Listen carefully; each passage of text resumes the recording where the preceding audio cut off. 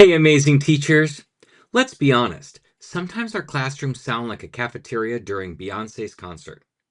You start at a normal volume, then they get louder, so you get louder, and suddenly everyone's shouting about verb endings. The secret weapon? Your inside voice.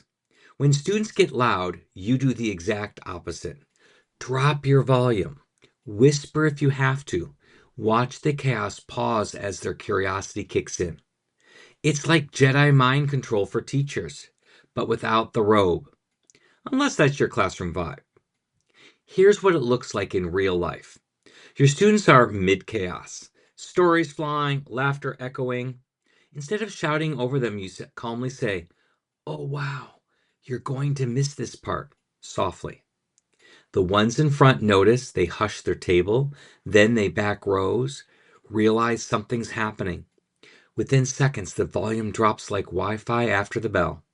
You don't have to shush or threaten, you just model the volume you want. My pro tip: practice this during low stakes moments. Try starting with every class with your library voice.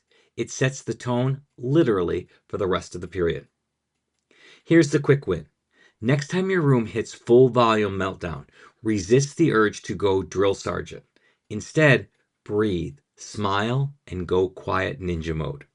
It takes some practice, but once your students realize volume doesn't get your attention, quiet does, you've got them.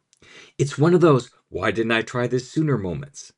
And if you want even more strategies to help you teach smarter, not louder, check out the CI Survival Kit.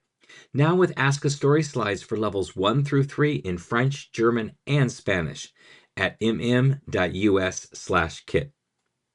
Because surviving class noise should never require a megaphone. Happy comprehensible input.